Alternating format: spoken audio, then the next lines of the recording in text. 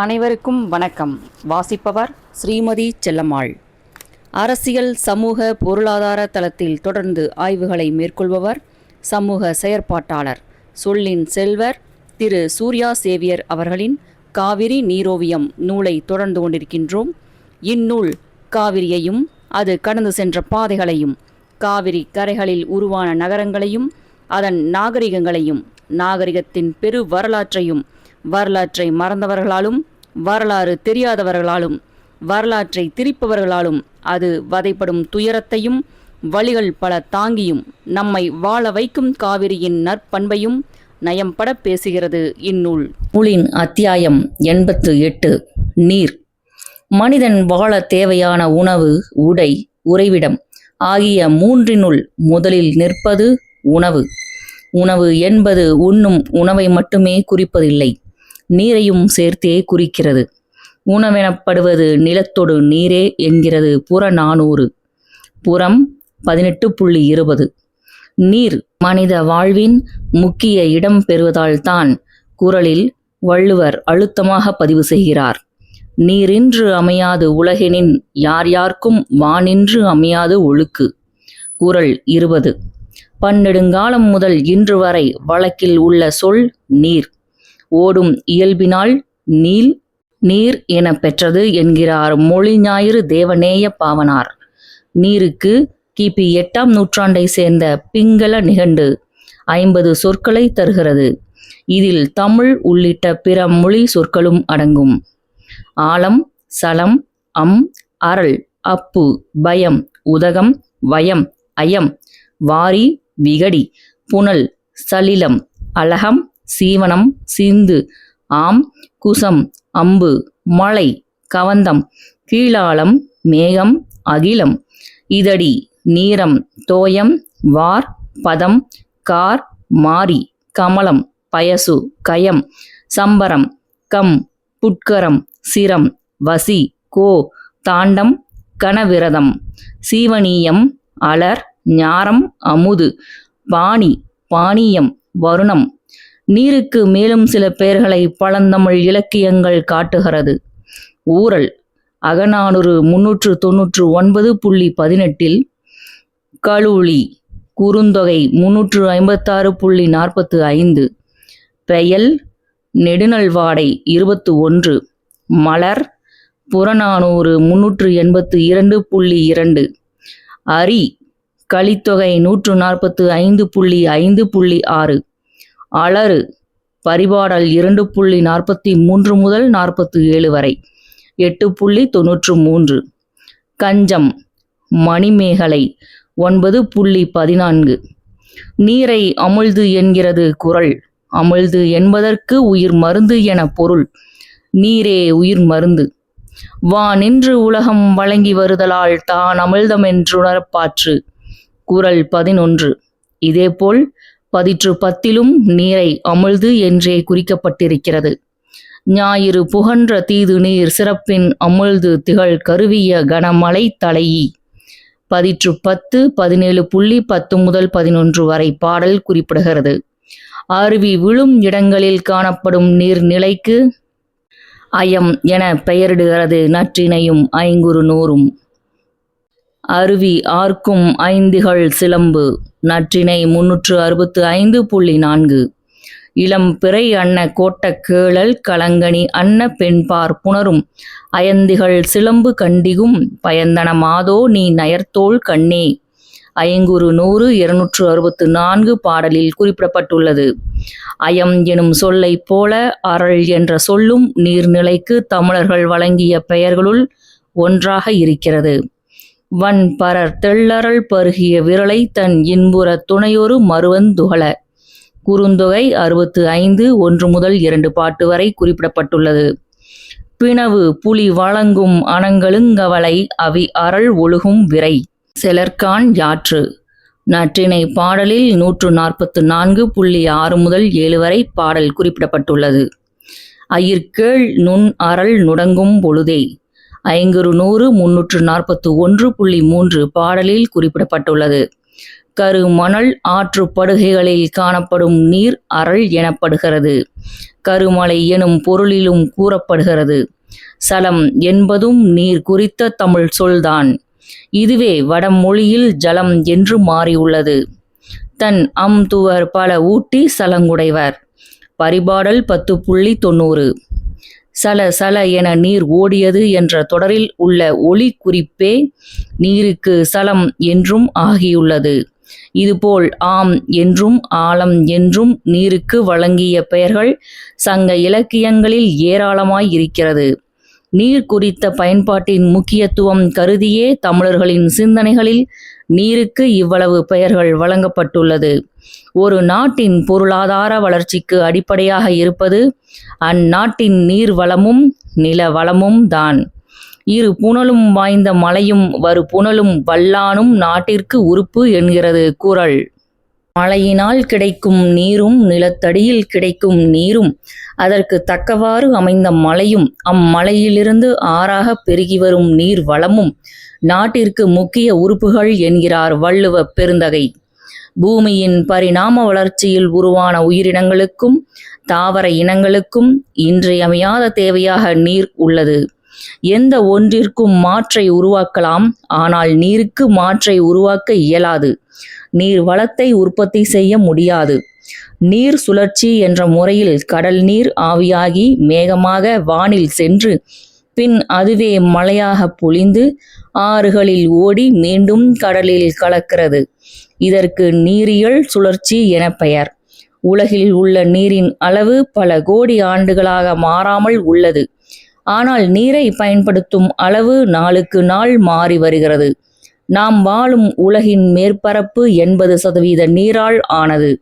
இந்த நீரில் 97.2% உப்பு நீராக கடலில் உள்ளது. 2.15% பனிக்கட்டியாக வட மற்றும் தென் துருவங்களில் உறைந்து கிடக்கிறது. மீதமுள்ள நீரில் 0.6% நிலத்தடி நீராக பூமிக்கு அடியில் தேக்கி வைக்கப்பட்டிருக்கிறது. 0.01% நீரானது ஏரிகள், குளங்கள் மற்றும் நீர்த்தேக்கங்களில் இருக்கிற மேற்பரப்பு நீராகும். இது உலக நீர்வளம் குறித்த சிறிய குறிப்பு. நிலத்தடி நீர் மற்றும் மேற்பரப்பு நீரின் ஒரு பகுதியைத்தான் குடிநீருக்கும் விவசாயத்திற்கும் தொழிற்சாலைகளுக்கும் பயன்படுத்துகிறோம். மக்கள் தொகை பெருக்கம் நாளுக்கு நாள் பெருகி வருகிறது. ஆனால் தேவைக்கு ஏற்ற நீரின் அளவு உயர்வதற்கான வாய்ப்புகள் குறைந்து கொண்டே போகிறது. ஒரு நாளைக்கு சராசரியாக ஒரு மனிதனுக்கு அனைத்து தேவைகளுக்கும் சேர்த்து 150 லிட்டர் நீர் தேவைப்படுகிறது. குடிமகன்களுக்கு கூடுதலாக 100 மில்லி முதல் 1 லிட்டர் வரை தேவைப்படலாம்.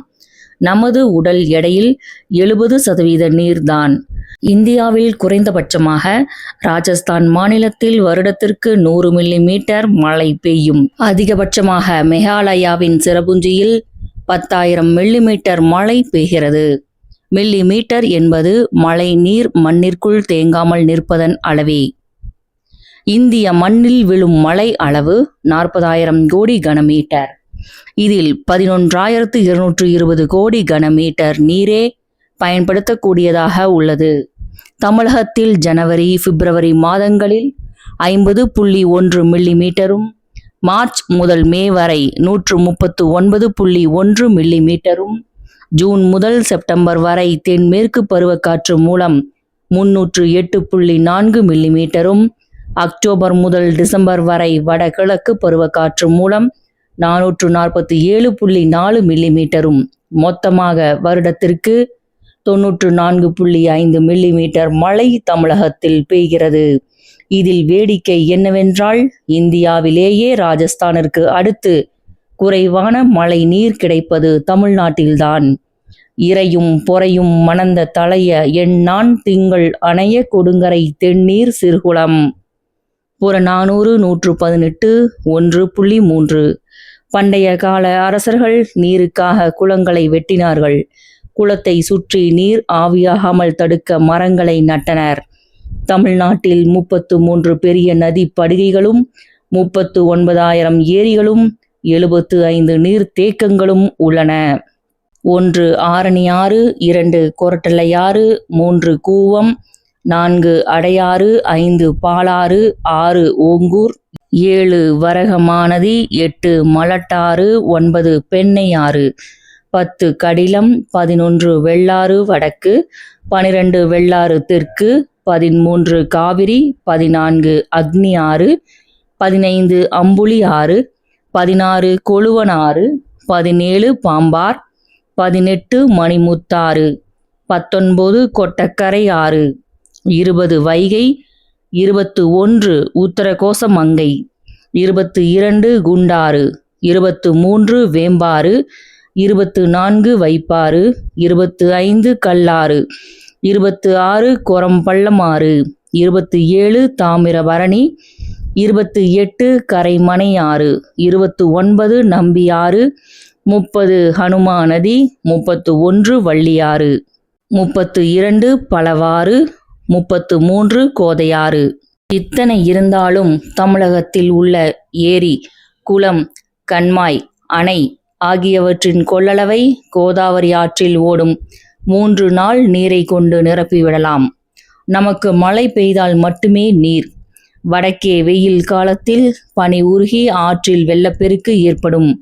நதி படுகைகள், நீர்த்தேக்கங்கள், ஏரிகள் ஆகியவற்றின் ஒட்டுமொத்த கொள்ளளவு 625 டிஎம்சி. கிடைக்கும் மழை அளவு 830 டிஎம்சியும் அண்டை மாநிலங்களிலிருந்து வரும் டிஎம்சியும் சேர்த்து 1260 டிஎம்சி கிடைக்கிறது. பெரிய நீர்த்தேக்கங்களில் உள்ள நீரின் அளவிற்கு டிஎம்சி என்கிறார்கள். டிஎம்சி என்றால் 1000 மில்லியன் அல்லது 100 கோடி கன அடி ஆகும். 1000 மில்லியன் கியூப் ஃபீட் என்பதன் ஆங்கில சுருக்கமே டிஎம்சி. ஒரு மனிதனுக்கான தேவை 150 லிட்டர். இதை 7 கோடியால் பெருக்குங்கள். அதன் பிறகு விவசாயம், தொழிற்சாலை ஆகியவற்றின் தேவையை கணக்கிட்டால் கிடைப்பதில் பாதி கூட தேராது. 150 லிட்டர் தேவையுள்ள மனிதனுக்கு 26 லிட்டர் மட்டுமே தமிழகத்தில் கிடைக்கிறது. பயிர் வளர்ச்சிக்கு ஏற்ற இயற்கையான ஊடகமே மண். ஊட்டச்சத்துக்களின் உறைவிடம் மண். மண்ணில் அங்கக கரிம சத்து, காற்று, தாது உப்புகள், நீர், உயிரிகள் முதலியன உள்ளது.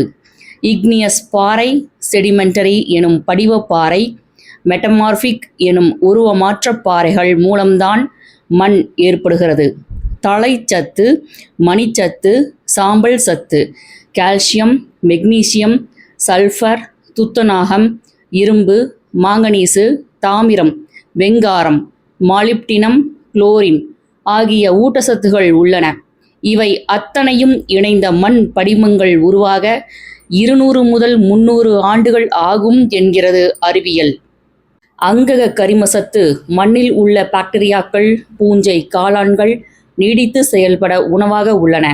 இவைதான் கடினமான, இறுக்கமான நீரை செறிவூட்டி இனிமையாக்குகிறது. ஆற்று நீர் இனிமையாக இருப்பதற்கு இதுவே காரணம். இவை ஏதுமறியா அடங்காத பண ஆசை கொண்ட அறிவிலிகளின் அணிவகுப்புதான் ஆற்று மணல் கொள்ளையடிப்பு. ஆற்று பெருக்கற்று அடிசுடும் அந்நாளும் ஊற்று பெருக்கால் உலகூட்டும் ஏற்றவர்க்கு நல்குடி பிறந்தார் நல்கூர்ந்தார் ஆனாலும் இல்லையென மாட்டார் இசைந்து என்பது ஔவைப்பாட்டு. வெள்ளம் வற்றி போய் மண்ணானது வெயிலில் காய்ந்து நடப்பவருடைய பாதத்தை சுடும். அப்படி இருந்தும் ஆற்று மணல் சேர்த்து வைத்த ஊற்று நீர் உலகத்தை உயிர்ப்பிக்கும். அதைப்போல நல்குலத்தார் வறுமைப்பட்டிருந்தாலும் பிச்சை கேட்பவர்களுக்கு இல்லையென மாட்டார்கள் என்கிறார் பதவுரை எழுதிய நா. மு. வேங்கடசாமி நாட்டார். இனிமையும் நீர்மையும் தமிழ் என்கிறது பிங்கள நிகண்டு. என்ன செய்ய போகிறோம்? நீர் வளர்ந்ததால் நெல் வளர்ந்தது. நெல் என்றால் என்ன? நெல் வகைகள் என்ன? அடுத்து பார்க்கலாம். நூலின் அடுத்த அத்தியாயம் 89. நெல்.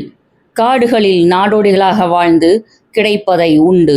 கிடைக்காத போது பட்டினி கிடந்த மனிதர்களுக்கு எப்போதும் பசியற்ற ஒரு வாழ்க்கையை வாழவும், திட்டமிடவும், சேமிக்கவும் எது கற்றுக் கொடுத்திருக்க முடியும்? தானியங்களாகத்தானே இருந்திருக்க முடியும். மலைகளுக்கும் ஆறுகளுக்கும் கடல்களுக்கும் தொன்ம வாழ்க்கை இருப்பதை போன்ற புகழ்மிக்க ஒரு வாழ்க்கை தானியங்களுக்கும் இருக்கிறது. அத்தகைய தானியங்களில் நெல்லும் கோதுமையும் மனிதனின் சிந்திக்கும் ஆற்றலையும் செழுமைப்படுத்தியிருக்கும். உலகம் முழுமையும் 2 லட்சத்திற்கு மேற்பட்ட நெல் வகைகள் பயன்பாட்டில் இருந்ததாக வேளாண் விஞ்ஞானிகள் கருதுகிறார்கள். இந்தியாவில் 30,000 நெல் வகைகள் இருந்துள்ளது. வெள்ளத்தை தாக்குப்பிடிக்கும் நெல்லுக்கு மடுமுழங்கி என பெயர். வெள்ளம் வந்து நீர் அளவு உயர்ந்தால் அதற்கேற்ப தன் உயரத்தையும் உயர்த்தி கொள்ளும் நெல் வகை இது. நீருக்குள் மூழ்கி அழுகிவிடாத நீர் ஆம்பலுக்கு இணையானது. இயற்கையோடு மனிதர்கள் போராட இயலாமல் மண்டியிடுவார்கள். ஆனால் நெல் இயற்கையோடு போராடி வெற்றி பெறும் இயல்பிற்கு மடுமுழங்கி ஒரு உதாரணம். விவசாயத்தை பற்றி விளக்கி கூறும் நூல் முக்குடற்பள்ளு. இதில் ஏராளமான நெல் வகைகள் குறிப்பிடப்பட்டுள்ளது. முத்து சம்பா, பூஞ்சாரி, மச்சு, திண்ணை முறித்தான், சொறிக்குறுமை, வெள்ளை சம்பா, மருவள்ளி சம்பா, நீல சம்பா, வில்லூன்றி சம்பா, கடுக்கன் சம்பா, ராசவாணன், கதளி வளை சம்பா, சித்திரகாளி, வாளான், சிறை மீட்டான், மணல் வாரி, செஞ்சம்பா, கருஞ்சீரை, சீரக சம்பா, முத்து நெல், மலைமுண்டான், கல்லுடை வெள்ளை சம்பா, பொற்பாளை, நெடுமூக்கன், மூங்கில் சம்பா, கந்தூரி சம்பா, வாணன் நெல், காடை முகத்தான், இரங்கல் மீட்டான், கல்லுண்டை, புத்த நெல், கருங்குருவை, புனுகு சம்பா, செந்தாளை, பெருவெள்ளை, முத்துவெள்ளை, பச்சை, மூவன் இட்டமலை, முண்டன், பெருவெட்டு ஆகிய நெல் வகைகள் குறிப்பிடப்படுகிறது. விவசாயத்தின் செழுமையையும் வளமையையும் பட்டினப்பாலை எனும் நூல் விளக்குகிறது. எருமை மாடுகள் நெற்கதிர்களை வயிறு புடைக்க தின்று விடுகிறது. உண்ட மயக்கம் தொண்டனுக்கும் உண்டு, எருமைக்கு இருக்காதா என்ன? அது எங்கே ஓய்வெடுக்கிறது தெரியுமா? பெரும் நெற்களஞ்சியங்களின் நிழலில்தான் ஓய்வெடுக்கிறதாம். பெண்கள் நெற்களை காய வைத்து கொண்டிருக்கிறார்கள். கோழிகள் நெற்களை கொத்தி உண்ண ஓடி வருகிறது. பொன்னால் செய்த காதணிகளை கலற்றி எறிந்து கோழிகளை விரட்டுகிறார்கள் பெண்கள் என்கிறது பட்டினப்பாலை. பூங்கார், கருங்குருவை, குள்ளக்கார், மட்டைக்கார், குழி வெடிச்சான், சேலம் சன்னா, தூயமல்லி, சிவப்பு கவுனி, கருப்பு கவுனி, மைசூர் மல்லி, கருடன் சம்பா, மாப்பிள்ளை சம்பா, காட்டு யானம், ஒட்டடையான், இலுப்பை பூ சம்பா என பெரும் எண்ணிக்கையில் நெல் வகைகள் இருந்திருக்கிறது. ஒவ்வொரு காலத்திற்கும் ஏற்ப ஒவ்வொரு நெல் வகைகளை அக்காலத்தில் சாப்பிட்டிருக்கிறார்கள். திருமண காலத்திற்கு முன்பு மாப்பிள்ளை சம்பா, பின்பு கருப்பு கவுனி, மகப்பேறு காலத்தில் பூங்கார், குழந்தை பிறந்த பிறகு பால் குடவாளை, குழந்தைக்கு 6 மாதத்தில் முதல் உணவாக வாடன் சம்பா, கன்னியாகுமரியில் அரச குடும்பம் சாப்பிடும் கொட்டார சம்பா என்ற நெல் ரகம் இருந்திருக்கிறது. ஒவ்வொரு நெல் வகைக்கும் தனித்த குணநலன்கள் இருப்பதாகவும் விவசாயிகளிடம் கருத்து இருந்திருக்கிறது. இலுப்பை பூ சம்பா என்ற நெல் காய்ச்சல், ஒவ்வாமை என உடலுக்கு ஏதும் இயலாத சூழலில் இந்த அரிசியில் கஞ்சி வைத்து குடித்துவிட்டு ஓய்வெடுத்தால் சரியாகிவிடும். சாப்பாடு என்றில்லாமல் நம் வாழ்க்கையோடும் பண்பாட்டோடும் அரிசியும் நெல்லும் பின்னி பிணைந்தவை.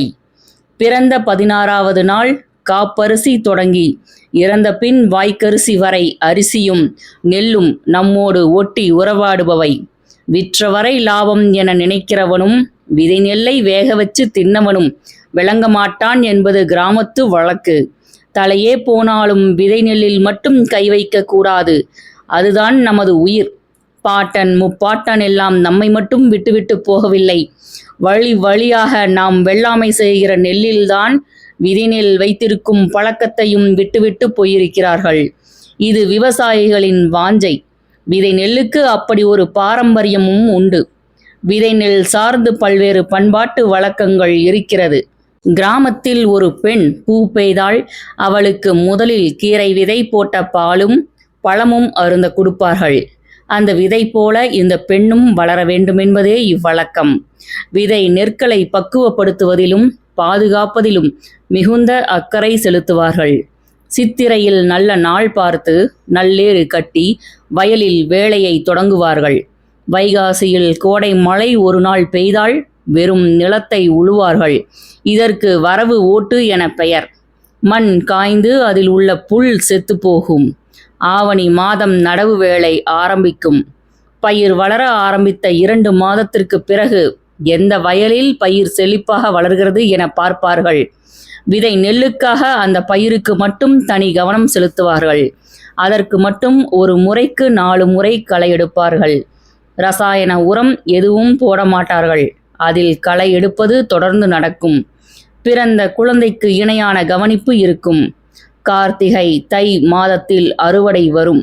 கதிர் அறுத்து அடிக்கும்போது பதர் நெல் கலந்துவிடக்கூடாது என்று 2 கோட்டுக்கு மேல அடிக்க மாட்டார்கள். கையால் கதிரடிக்கும் முறைக்கு கோட்டு என பெயர். வேறு ரக நெல் அடிக்கிற களத்திலும் விதை நெல் அடிக்க மாட்டார்கள். முதல் போக வெள்ளாமையில் விளைந்த நெல்லைதான் விதை நெல்லாக பயன்படுத்துவார்கள். பதர் இல்லாமல் தூற்றி கல் மண் இல்லாமல் சுத்தம் செய்து நன்றாக காய வைத்து பூச்சி அடிக்காமல் இருக்க வேப்பந்தழை போட்டு பானையிலோ குதிரிலோ பத்தாயத்திலோ அவரவர் தேவைக்கு தயார் செய்து அடுத்த போக வெள்ளாமைக்கு விதை நெல் வைத்திருப்பார்கள். சிவராத்திரி அன்றுதான் முதலாக சேமிப்பு பாத்திரத்தில் போட்டு வைப்பார்கள். சிவன் பாதுகாப்பார் என நம்பிக்கை. அப்படி வைத்திருக்கும் விதை நெற்களை மாதத்தில் ஒரு நாள் அமாவாசை அன்று காய வைப்பார்கள். பூச்சி பிடிக்காது என்று நம்பிக்கை. இப்படி பக்குவப்படுத்தி வைத்திருக்கும் விதை நெற்களை தான் விதையாக பயன்படுத்துவார்கள். விதையாக பயன்படுத்துவதற்கு முன்பு சோதனை செய்து பார்ப்பார்கள். ஒரு கைப்பிடி விதை நெற்களை அள்ளி ஊற வைத்து ஒரு துணியில் முடிந்து வைப்பார்கள். 2 நாள் கழித்து திறந்து பார்த்தால் முளைத்திருக்கும்.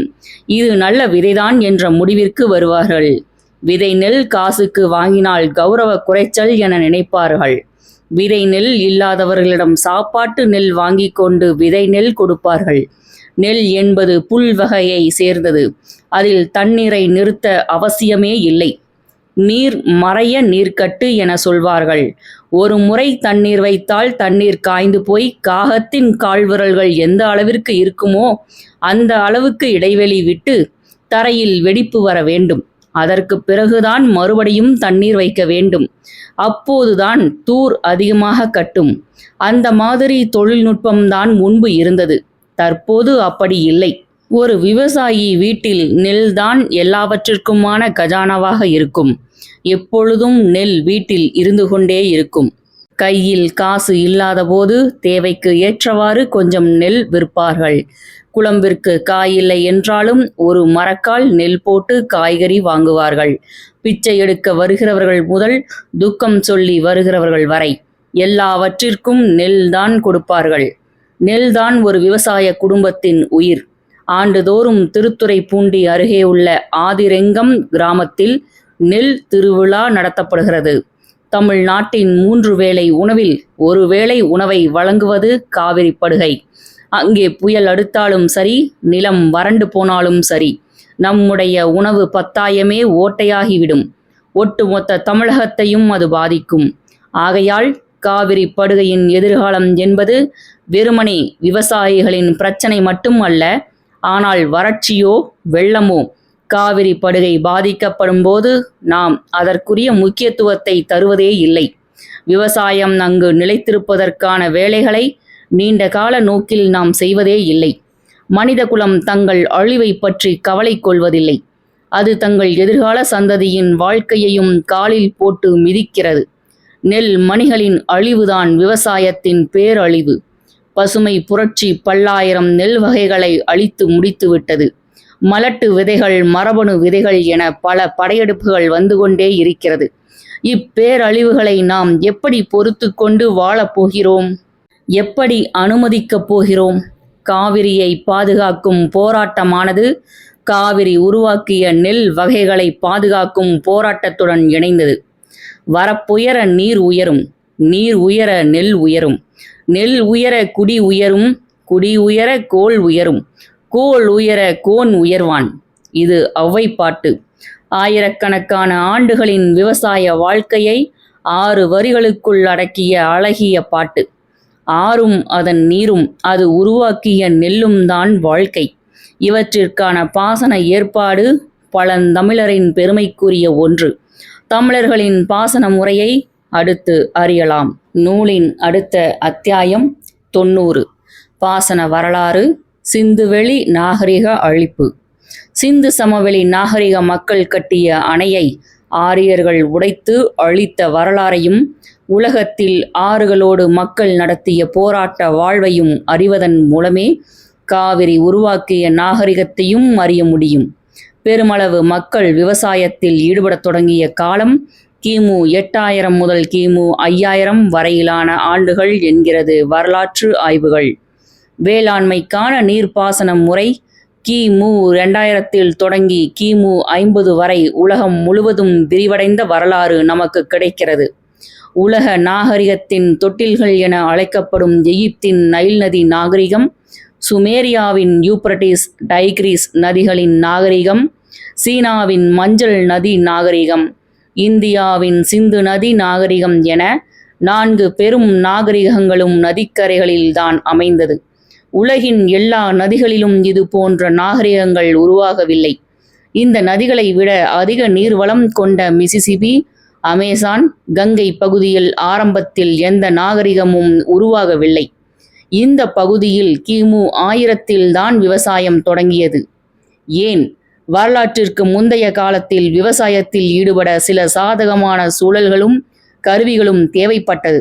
அடர்ந்த காட்டிற்குள் செல்லும் ஆறுகளை மையமாக வைத்து அக்காடுகளை அழித்து விளைநிலமாக மாற்றுவதற்கு கற்காலத்திலோ அல்லது இரும்பு மற்றும் உலோகம் பயன்படுத்திய காலத்திலோ இதற்கு வாய்ப்பில்லை. எனவே ஆற்றின் கழிமுக பகுதியில் கற்களை கொண்டு நிலத்தை பண்படுத்திதான் விவசாயம் செய்ய முடியும். எகிப்து, சுமேரியா மற்றும் சிந்துவெளி நாகரிகங்களில் பாசன வசதி ஒன்றே போல இருந்தது. இவர்களுக்குள் தொடர்புகளும் வணிக பரிமாற்றங்களும் இருந்துள்ளது. இதில் முக்கியமான அம்சம் யாதெனில் இந்த நாகரிகங்கள் அனைத்தின் வீழ்ச்சியும் ஒன்றாகவே இருந்துள்ளது. நாகரிக வளர்ச்சி நிலையை 3ஆக பகுத்திருக்கிறார்கள் வரலாற்று ஆளர்கள். மழையை மட்டும் நம்பி விவசாயம் செய்வதை மழை நாகரிக காலம் என்றும், நீரை குளங்களில் தேக்கி வைத்து விவசாயம் செய்த காலம் நீர்நிலை நாகரிக காலம் என்றும், பாசன கட்டுமானங்களான கால்வாய்கள், நீர்த்தேக்கங்கள் அமைத்த காலத்தை நீரியல் நாகரிக காலம் என பகுத்தனர். மழை நாகரிகத்தில் தனிமனித உழைப்பும் அவனது தேவைக்கான உணவு உற்பத்தியும் நடைபெற்றது. நீர்நிலை நாகரிகத்தில் குளம் உருவாக்க பல மனிதர்கள் தேவைப்பட்டனர். ஒரு குழுவாக வாழ்ந்து அக்குழுவிற்கான உணவு தேவையை பூர்த்தி செய்தனர். மக்கள் தொகை பெருகும் போது நீரியல் நாகரிகம் உருவாகிறது. உணவு உற்பத்தியும் தண்ணீர் தேவையும் அதிகரிக்கிறது. இதிலிருந்து நீர் மேலாண்மை உருவாகிறது. கட்டுமானங்களை உருவாக்க பெரும் உழைப்பு தேவைப்பட்டது. இதுவே பரந்து விரிந்த அமைப்பாக இருந்ததால் நாடு என்ற அமைப்பும் உழைப்பவனும் உழைப்பை சுரண்டுபவனும் உருவாகி, உழைப்பை சுரண்டுபவனின் ஆளாக அரசன் என்பவனும் உருவாகிறான். எகிப்து நாடு பரந்த நிலப்பரப்பு கொண்டது. ஆனால் அங்குள்ள மக்கள் நைல் நதி பள்ளத்தாக்கில்தான் வாழ்ந்தார்கள். நைல் என்ற ஒற்றை நதியை நம்பித்தான் அந்நாடே இருந்தது. ஜூலை முதல் செப்டம்பர் வரை நைல் நதியில் வெள்ளம் பெருக்கெடுக்கும் காலமே அந்நாட்டின் வேளாண்மை காலமாக இருந்தது. இப்போது நாம் பயன்படுத்தும் 365 நாள் கொண்ட நாட்காட்டியானது நைல் நதியில் ஆண்டுதோறும் ஏற்படும் வெள்ளத்தின் அடிப்படையில் உருவானதுதான். நைல் நதியை விவசாயத்திற்கு ஏற்ற வகையில் மாற்றுவதற்கு அம்மக்கள் எடுத்துக்கொண்ட கடுமையான முயற்சியிலிருந்து கிடைத்த அனுபவ பாடம்தான் கோண கணக்கு முறையின் தோற்றம். இக்கணக்கு முறையிலிருந்து கிமு 2700 மிக துல்லியமாக கட்டப்பட்டதுதான் கீசா பிரமிடு. வட தென் திசையில் சதுர வடிவில் கட்டப்பட்டிருக்கும் இந்த பிரமிடு தான் எகிப்தியர்களின் ஆதி கால நில அளவை முறைக்கு சான்று. நில அளவு முறை மட்டுமல்லாமல் அதனை பதிவும் செய்ததற்கு ஆதாரமாக கிமு 3000 தயாரிக்கப்பட்ட எகிப்தின் நிலப்பதிவேடு இன்றும் உள்ளது.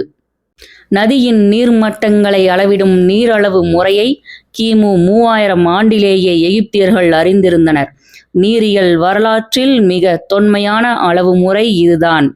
நைலின் வெள்ளத்தை மட்டுமே நம்பியிருந்த நாட்டில் நீர்மட்டமே நாட்டின் பொருளாதாரத்தையும் தீர்மானித்தது.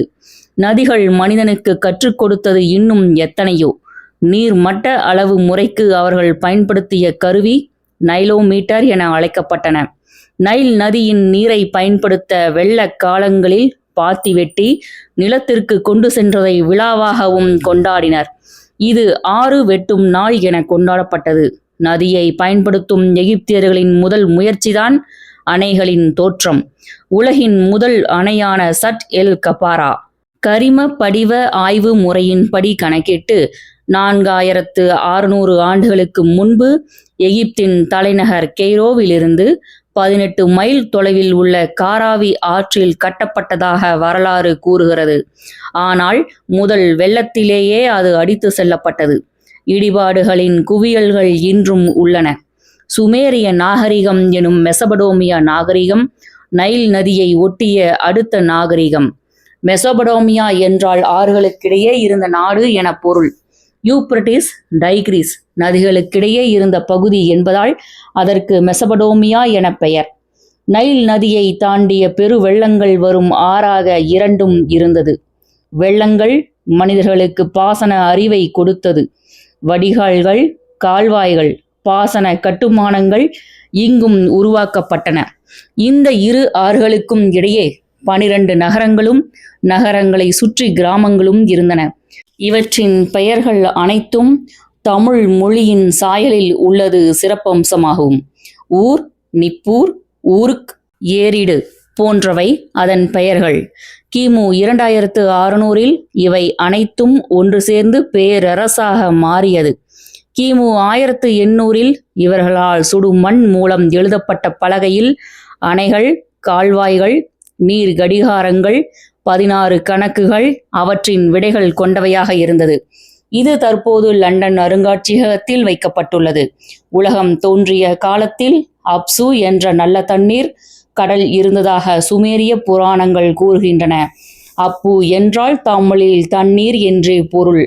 வெள்ள அபாயம் உள்ள நாட்டில் மக்கள் விழிப்புடன் இருந்து வேளாண்மையை செய்வதற்கும் அதை மன்னன் கவனிப்பதுமான ஒரு முறை இங்கு இருந்திருக்கிறது. உலகில் எழுத்து வடிவில் உள்ள முதல் சட்டம் இங்குதான் கண்டறியப்பட்டது. இந்த சட்டத்திற்கு ஹம்முராபி சட்டம் என பெயர். கிமு 1728 கிமு 1686 காலத்தில் இங்கு ஆட்சி செய்த ஹம்முராபி மன்னனால் உருவாக்கப்பட்ட சட்டம். தண்ணீரை வீணாக்குவதும் வாய்க்காலை பராமரிக்காததும் தண்டனைக்குரிய குற்றமாக இந்த சட்டம் கூறுகிறது. சிறந்த ஆட்சி எது என சீனர்கள் வகுத்த வரையறையில் முதன்மையானது யாதெனில் நதியில் பாசனங்களை உருவாக்கி பராமரித்த ஆட்சியே சிறந்தது என்றும் மற்றவை ஆட்சியே அல்ல என்பதும் தான். சுமேரிய நாகரிகத்தைப் போலவே சீனாயின் யாங்சே மற்றும் ஹுவாங்கோ ஆறுகளில் நாகரிகம் வளர்ந்திருந்தது. எகிப்து சுமேரியர்களை விட வெள்ளத்தின் தாக்குதலுக்கு ஆளானவர்கள் சீனர்கள். 3000 ஆண்டுகளில் 1500 முறை வெள்ளத்தால் பெரும் சேதத்தை அனுபவித்த சீனர்கள் ஹுவாங்கோ ஆற்றை துயரமாகவே கருதினார்கள். அந்த நீர் மஞ்சள் நிறத்தில் இருந்ததால் மஞ்சள் ஆறு என பெயர். சீனர்கள் புராண கதைகளில் மிகவும் நம்பிக்கை கொண்டவர்கள். இந்த ஆற்றின் சீற்றத்தை தணிக்க பலியிடுவதன் மூலமே சாத்தியம் என்றும் கருதினார்கள். கிமு 2280 வாழ்ந்ததாக கருதப்படும் யூ என்ற மன்னனே ஆற்றில் பாசனங்களை உருவாக்கினான் என்று நம்பினார்கள். ஆற்றங்கரையோரங்களில் இந்த யூ மன்னனின் வழிபாடுகள்தான் இந்த நூற்றாண்டின் தொடக்கம் வரை நடந்தது. சீனர்களின் வாழ்க்கை இந்நதியோடு போராடுவதிலேயே வளர்ந்தது. போராட்டமே அவர்களின் வரலாறாக இருக்கிறது. கிமு 2627 வி என்ற மன்னன் பாசனத்திற்கு கால்வாய் வெட்டியதாக சீன வரலாறு கூறுகிறது. அவன் தொடங்கி வைத்த பணியை பின்பற்றி 1000 மைல்கள் குறுக்கும் நெடுக்குமாக பாசன கால்வாய்களை சீனர்கள் அமைத்தனர். அக்கால்வாய்கள் 2500 ஆண்டுகளாக இன்றும் பயன்பாட்டில் இருக்கிறது. சீனர்களின் வெற்றிக்கு பிரதான காரணம் இந்நதியை மனித உடலின் நரம்பு மண்டலம் போல நாடு முழுமையும் கொண்டு சென்று அதன் வளத்தை அனைவருக்குமானதாக மாற்றியதில்தான் அடங்கி இருக்கிறது. 1922 ஆண்டில் தொல்லியல் ஆய்வாளர் ஜான் மார்ஷல் நடத்திய அகழ்வாய்வில் மொஹஞ்சதாரோ, ஹரப்பா என்ற 2 நகரங்கள் கண்டுபிடிக்கப்பட்டன. இப்போது இந்த 2 இடங்களும் பாகிஸ்தானில் உள்ளன. உலக வரலாறு குறித்த சிந்தனை போக்கில் பெரும் மாற்றத்தை இக்கண்டுபிடிப்புகள் உருவாக்கியது. இவற்றின் கட்டமைப்புகள் கிமு 2500 நாகரிகத்தின் உச்ச நிலையை அடைந்திருந்ததை உலகிற்கு உணர்த்தியது. இதில் ஆச்சரியமான ஒரு விஷயம் யாதெனில், அங்கு கண்டுபிடிக்கப்பட்ட செங்கலின் அளவு இன்று வரை மாறாமல் இருப்பதுதான். அங்கிருந்த மிக பெரும் தானிய களஞ்சியம் தனியுடைமை இல்லாத கூட்டு வாழ்க்கையை பறைசாற்றியது. எகிப்தின் மன்னராட்சி முறையும் சுமேரியாவின் நாடு போன்ற அமைப்பும் இங்கு இல்லை. ஆனால் அவர்களை விட நாகரிகத்தில் உயர்ந்திருந்தார்கள். அதற்கு இங்குள்ள பாசன மேலாண்மையே முக்கிய காரணமாக இருந்தது. இதன் எல்லை மிகவும் குறுகியது. இதையொட்டிய வேறு நகரங்கள் இதுவரை கண்டுபிடிக்கப்படவில்லை. எகிப்து, சுமேரியா போன்று பெரும் பாசன கால்வாய்கள் இங்கு இல்லை. அணை கட்டி அதன் அருகிலேயே விவசாயம் செய்துள்ளனர். இவர்கள் இரும்பு காலத்திற்கு முந்தையவர்கள். எனவே கலப்பையை இவர்கள் பயன்படுத்தவில்லை. ஆற்று வெள்ளம் கொண்டு வந்த வண்டலை பயன்படுத்தியே விவசாய முறை இருந்தது. தங்கள் தேவை போக மீதி உணவுகளை எகிப்து, சுமேரியாவிற்கு விற்றுள்ளனர். தற்போதைய பஹ்ரைன் அன்று முக்கியமான வணிக சந்தையாக இருந்துள்ளது. தங்கள் தேவைக்கான உணவை உற்பத்தி செய்து அனைவரும் பங்கிட்டு வாழ்ந்த உயர்ந்த நாகரிகம் கொண்ட சிந்துவெளி மக்கள் அழிந்தது எப்படி என்பதே கேள்வி. இதற்கான விடையை ரிக் வேதம் தருகிறது. ரிக் வேதத்தில் 10,552 செய்யுட்கள் உள்ளன. இதில் 1028 செய்யுட்களே மெட்டமைத்து பாடும் வடிவில் உள்ளன. இப்பாடல்களில் பெரும்பாலான பாடல்கள் முடிவே இல்லாமல் சோறு வேண்டும் என்றே புலம்புகிறது. நதிகளை விடுவித்த இந்திரன் ரிக்வேதத்தில் மீண்டும் மீண்டும் போற்றப்படுகிறான். வான் மேகமாக குவிந்த மழையை அவன் விடுவிக்கிறான். இந்திரனால் விடுவிக்கப்பட்ட நீரை செயற்கையான தடுப்பு போட்டு தடுத்திருந்தனர். அரக்கனாகிய விரித்திரன் ஒரு பாம்பு போல மலைச்சரிவில் ஆற்றின் குறுக்கே படுத்திருக்கிறான். குறுக்கே படுத்து ஆற்றின் வேகத்தை தடுத்து கொண்டு இருந்த அரக்கனை கொன்று ஆற்றை விடுவித்ததால் இந்திரனை விரித்ரஹரன் என ரிக் வேத வரிகள் போற்றுகிறது. விரித்திரன் என்றால் அடைப்பு என பொருள். அரக்கனை இந்திரன் கொன்றதும் இந்து அசுரனின் மூச்சற்ற உடல் மீது நீர் பிரவாகமாக ஓடியது. வண்டி சக்கரங்கள் போல் கற்கள் உருண்டன என்ற ரிக்வேத வரிகள் ஓர் அணையை உடைத்ததையே கவிதை நயத்தோடு விவரிக்கிறது. வேளாண்மை அறியாத நாடோடி கூட்டமான ஆரியர்களின் படையெடுப்பில் சிந்து சமவெளி நாகரிகம் அழிந்தது. டி. கோசாம்பி பண்டைய இந்தியா என்ற நூலில் குறிப்பிடுகிறார். சிந்து சமவெளியில் தீப்பற்றி எரிந்த தடயங்களும் கரிம படிவ ஆய்வில் கண்டறியப்பட்டன. இம்மக்களின் தேவைக்கான காடுகளை ஆரியர்கள் அழித்ததும் கூட இதற்கான காரணமாக இருக்கலாம் என ஆய்வில் கண்டறியப்பட்டது. ஆரியர்களின் இந்திய படையெடுப்பே அழித்தொழித்த வரலாற்றிலிருந்தே தொடங்குகிறது. ஆதி மனிதர்களின் சிந்தனை மூட நம்பிக்கைகளாலும் கற்பனை கோட்பாடுகளாலும் நிரம்பி இருந்தது. தண்ணீர், மழை, மின்னல், மேகத் திரட்சிகளை கண்டு அவர்கள் பயந்தார்கள். தண்ணீரையும் அப்படியே பார்த்தார்கள். கிமு 600 வரை இந்நிலை முற்றி இருந்த காலம். கிமு 600இல் புராண கதைகளை மறுத்து இயற்கையின் தத்துவயியல் கோட்பாடுகள் மனித சிந்தனையில் துளிர்விடத் தொடங்கியது. புராணம் என்பது இங்கு கற்பனை கதைகளே. அது பின்னால் தொகுக்கப்பட்டது.